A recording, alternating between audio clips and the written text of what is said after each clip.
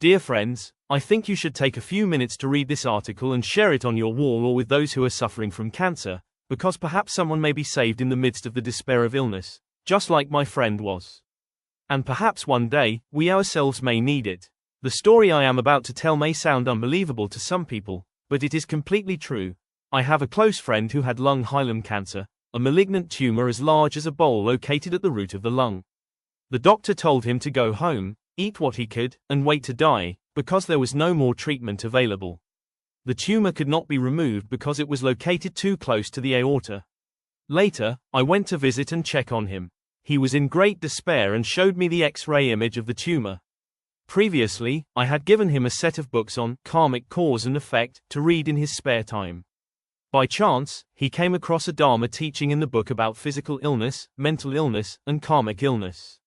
The teaching discussed karmic illness and included a passage that said, "Cancer is the spirit of living animals that were slaughtered by people, and when your blessings are exhausted and the right karmic conditions come together, it will form cancer cells to kill you." He felt as though it was describing his own life, because every day he used to kill animals and eat a great deal of meat. Perhaps now his blessings had run out, and the karmic conditions had ripened, allowing the cancer cells to grow and kill him. After hearing this, he made the vow to become vegetarian from that day onward.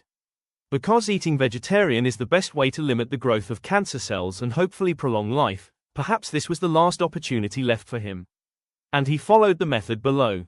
He did not eat sugar, and he did not eat animals, meat, fish, etc. He only ate and drank blended juices made from vegetables, roots, and beans, seeds such as soybeans, carrots, radishes, beets, oranges, apples, and so on. After 3 months of eating and drinking like this continuously, the bowl-sized tumor gradually began to shrink. After 9 months, the tumor had disappeared.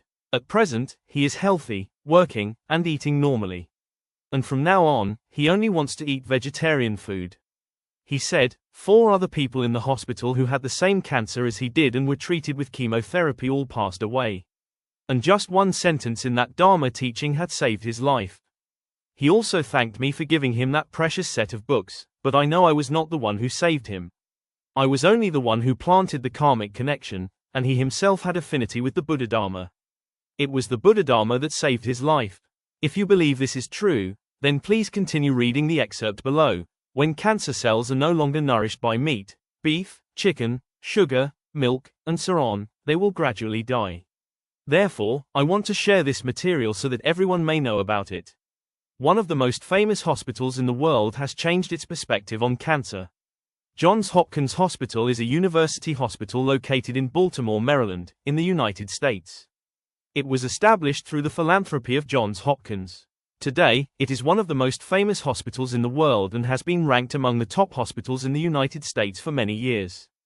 After many years of telling people that chemotherapy was the only way to treat and eliminate cancer, Johns Hopkins Hospital has begun telling people that there are effective alternatives to chemotherapy in the fight against cancer, namely, not feeding cancer cells the nutrients they need in order to grow. 1. Cancer cells feed on meat, sugar, and milk sugar.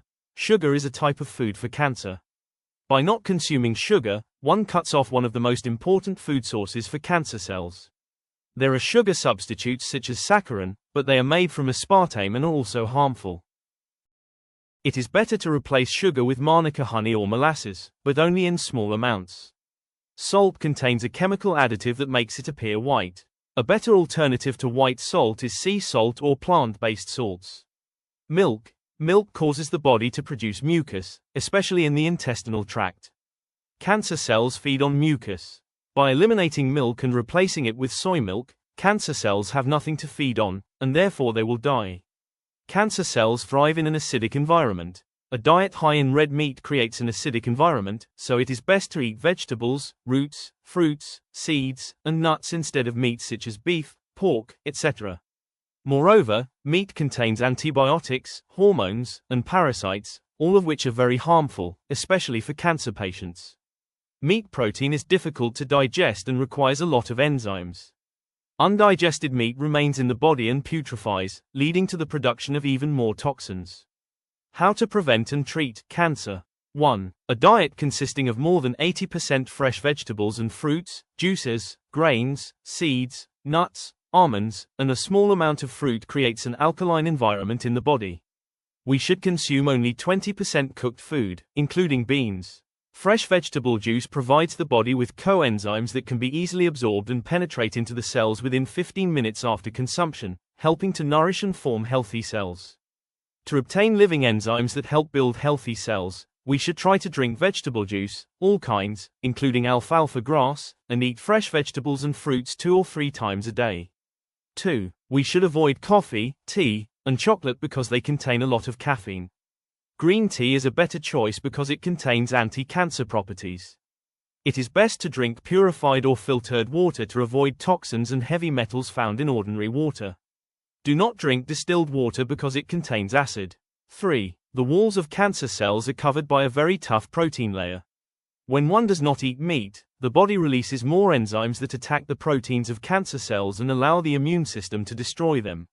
4. Some supplements help rebuild the immune system, such as fluorescence, ESEIC, antioxidants, vitamins, minerals, EPA, fish oil, etc.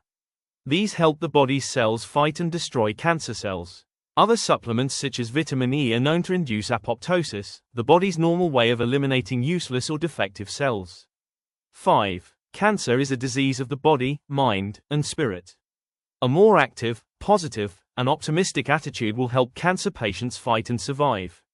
Anger, ignorance, and unforgiveness place the body in a state of stress and create an acidic environment. Learning to cultivate a kind and loving heart, along with a positive outlook on life, is very beneficial to the health of cancer patients. Learn to relax. 6. Cancer cells cannot survive in an oxygen-rich environment. Exercising daily and practicing deep breathing help bring more oxygen into the cells. Oxygen therapy is one of the factors that helps destroy cancer cells. 7. Chemicals such as dioxin cause cancer, especially breast cancer.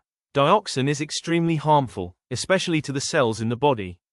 Do not place plastic water bottles in the refrigerator, because plastic will sweat dioxin and contaminate the drinking water.